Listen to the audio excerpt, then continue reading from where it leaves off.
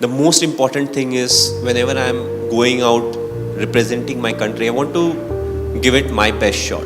It's not about the expectation that others have from me. For me, it's all about what good I can do, how well I can contribute, and you keep taking it forward. Yeah. If you make your debut, you are different. Once you reach a stage where your career is ending, then it's not only about your performance. You have to make sure that others who are part of the team, the youngsters, they get the right guidance so that they are the ones who will take care of the future of cricket or sports. So there are other kind of responsibilities that fall in front of you.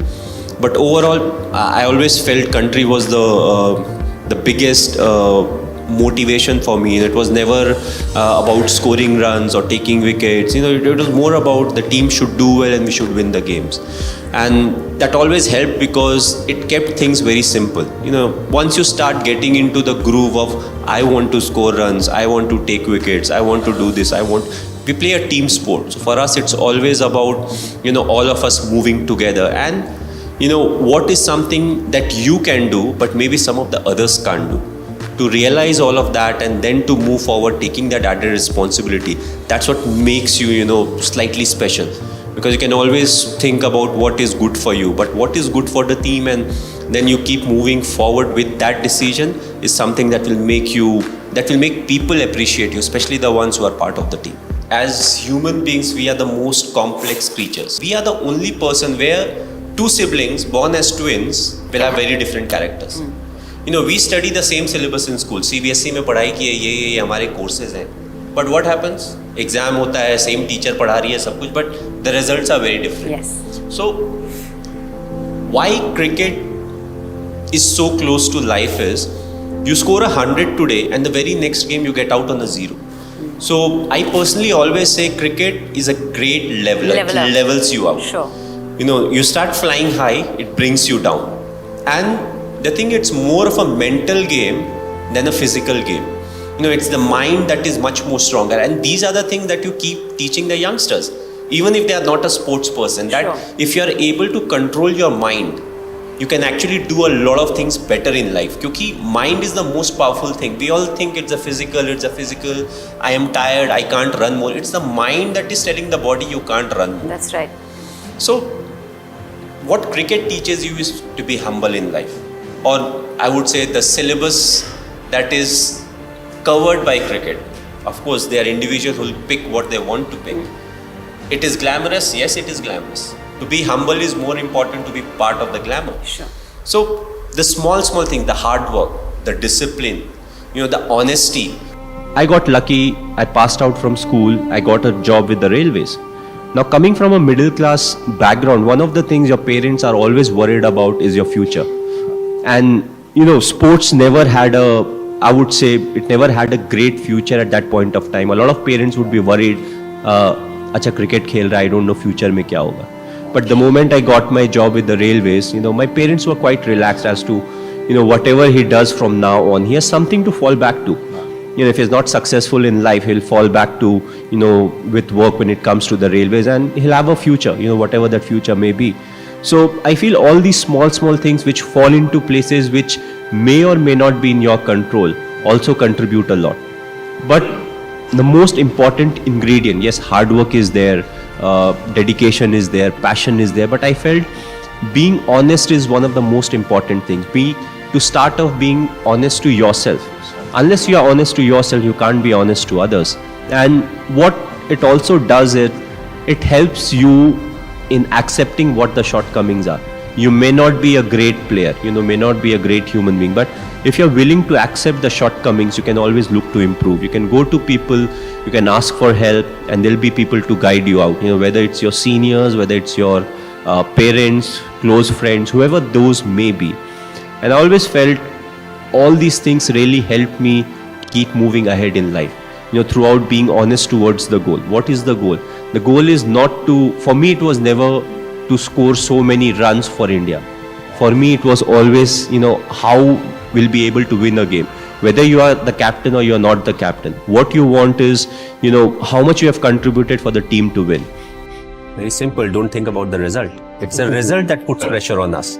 what if this happens? What if we don't win the game? What if we don't get selected?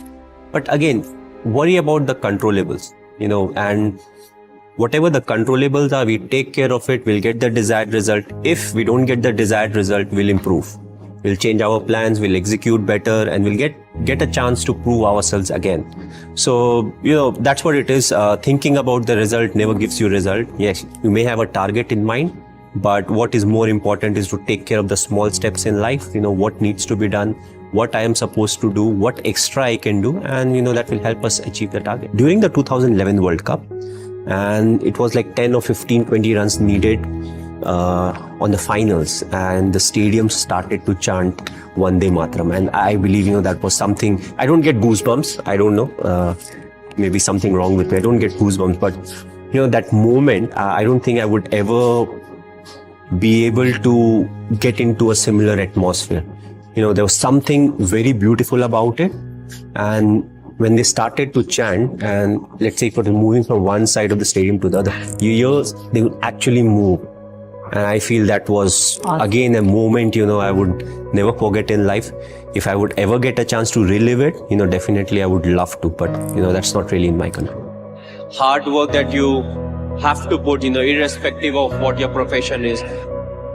You have to be ready for the kind of talent that's really needed to achieve what you want to achieve. But at the same time, you have to take risk in life. So take risk in life, but at the same time, you have to be practical.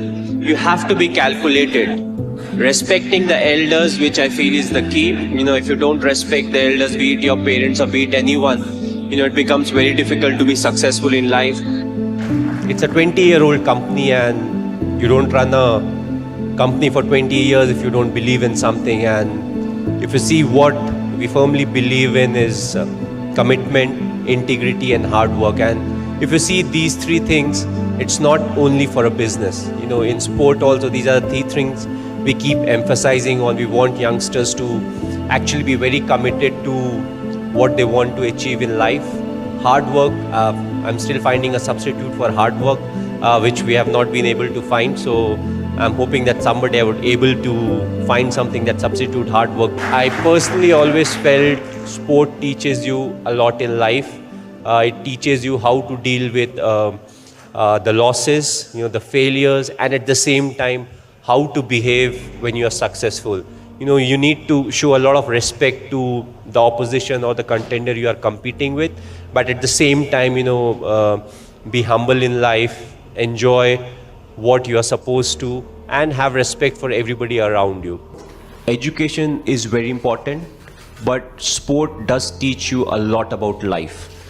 And school is, I feel, the right spot where you need to push the youngsters to play a lot of sport, and especially physical sport, outdoor sport.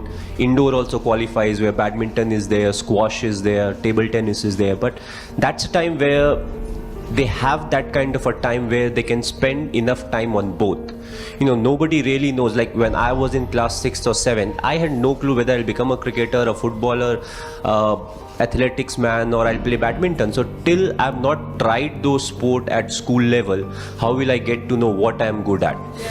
And I feel, in between there was a phase where parents were not too much interested into sport. They just wanted their children to study hard, get the best of result. And what is strange right now is, 90% marks was considered like very good. And now the amount of students who get more than 90% is just enormous. So for us, even if I was, studying 24 hours a day, I can't think of reaching, 90% marks at any point of time. I was good in sport. I played a lot of sport. That's why that's something that really helped me be fit at my age right now. So I feel sport is a major part of life, and it teaches you a lot of things. That will to win, the acceptance to losses, how to come back after having a bad loss. So mentally and physically, sports builds a lot of character, when it comes to the students at an early age, and that actually helps you in your practical life a lot. So I just feel sports should be a big part of the student's life, and everybody should be pushed to play some kind of a sport, even if he doesn't want to.